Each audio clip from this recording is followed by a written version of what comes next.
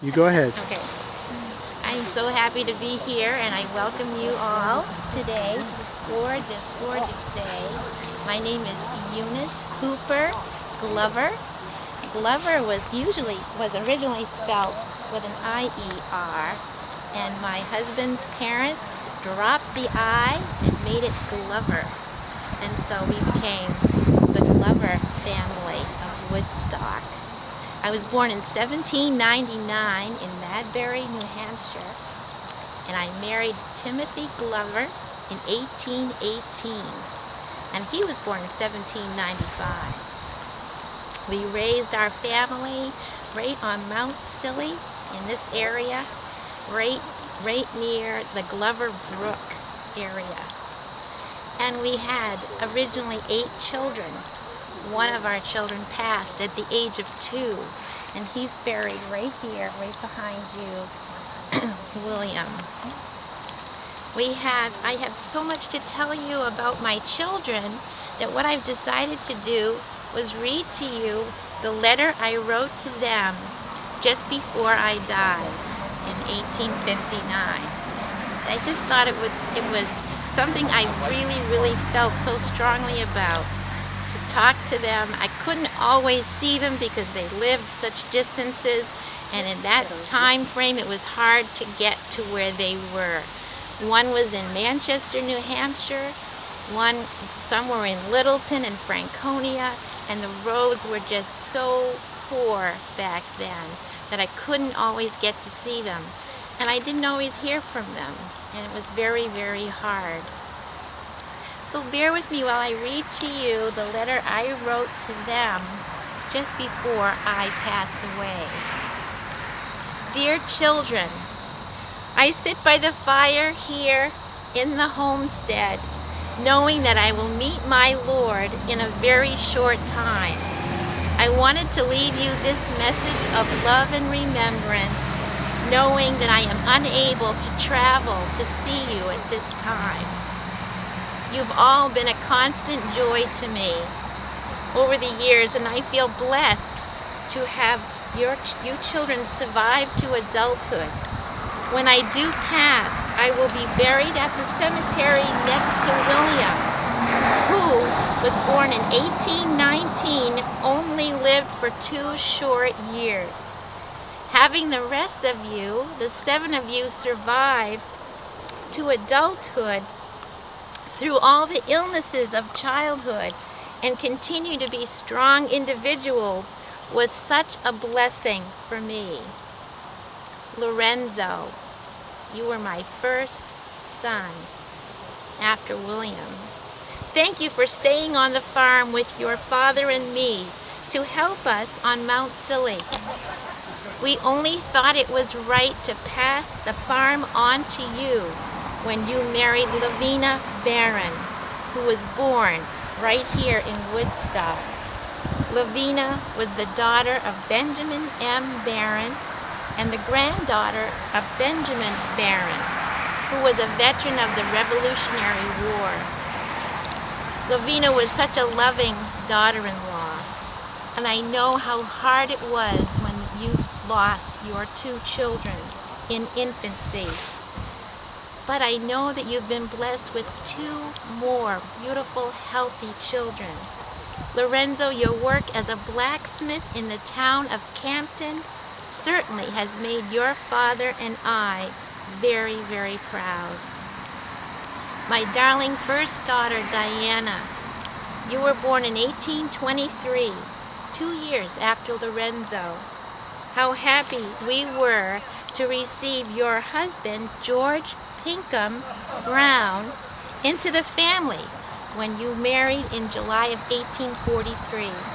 Together you have worked the farm in Franconia with your children. We were so sad when your young child died at the age of 10. This is a time that we are living when illnesses and diseases and the war take the lives of our loved ones when we least expect it. Was it so silly of me to name you our 4th child, William? We had lost our first William at the age of 2, 6 years ago. But William, our love for you continues as it does for our firstborn. But with you we shared so much and enjoyed hearing the stories of your work as a carpenter. Your marriage to Statina Stearns has kept you in the faith, but we have missed your visits so much, and the time between your letters seems very long. Because you live in Manchester, New Hampshire, it just seems so far away because the route is so hard to travel at times. Franklin, such a loving son you have been.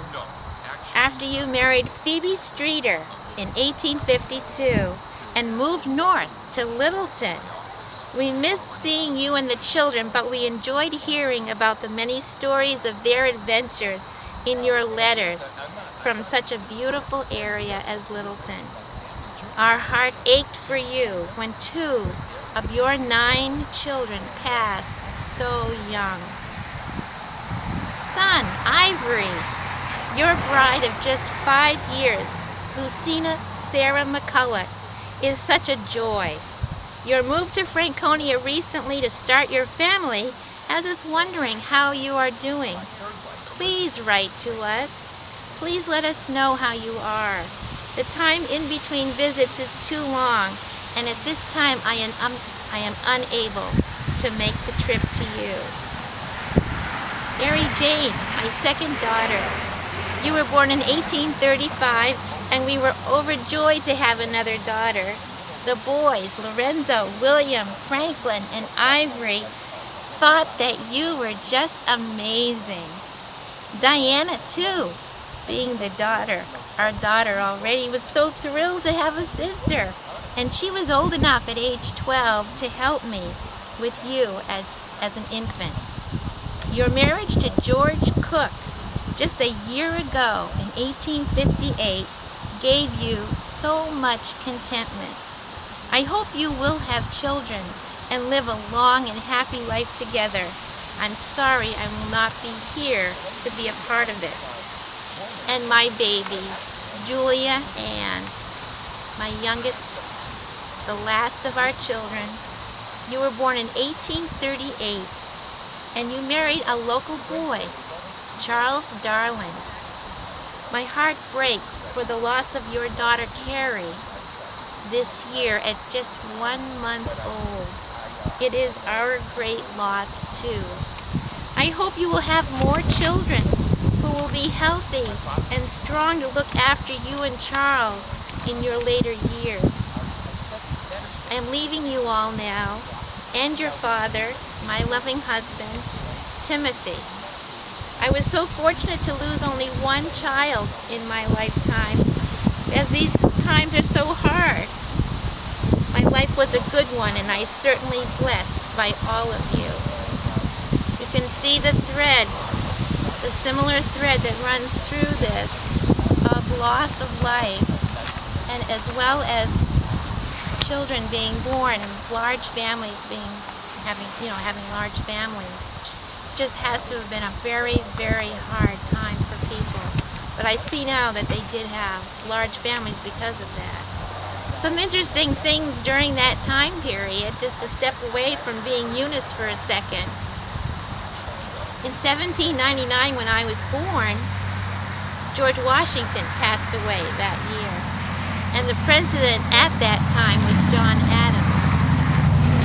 The president when I died was Franklin Pierce, the president, the one man from New Hampshire who was our president. 1 son and 1 son-in-law served in the Civil War. 1 son of Eunice and 1 son-in-law. One was Ivory, her son Ivory, which I thought is a very interesting first name. I'm wondering if he was pale when he was born, maybe, or something, but I tried to figure out why she chose the name Ivory. It's just so different. But Ivory enlisted after his mother had passed away in 1862, and he was in the 13th New Hampshire Regiment at Philadelphia. He was only gone 1 year. He returned in 1863. And Julia Ann, her baby, Eunice's baby, her husband Charles Darling, was wounded in the fall of 1862 at White Sulphur Springs, Virginia. He was in Company B, New Hampshire, 6th Infantry Regiment. I don't know if you have any other questions about Eunice, but I found her to be, I just can't believe how amazing person she must have been. To be so loving and to have such a large family and have them so spread out and not be able to see them as much as she'd like to. She ended up with 37 grandchildren, and out of 37 grandchildren, 21 survived to adulthood. It had to have been a very, very hard period to be living in. She was 60 years old, and in actuality, I was looking at this stone here. Timothy, I have, died at the age of 78 in 1873, having been born in 1795. Would have made him 78 years old. So I'm not sure if I have the correct date of 1795, but it's down as 80 years. But that was pretty good for that time frame, I believe. And the baby? The baby William, which is right here, was 2 years, a little over 2, actually 2.5 years old. Oh, that this was their is first son. Oh, right over there. there. Okay. Yeah, that little one there. Yeah. Okay. And Well, thank you. thank you very much. Very interesting. You're welcome. Thank you. You're welcome. Okay.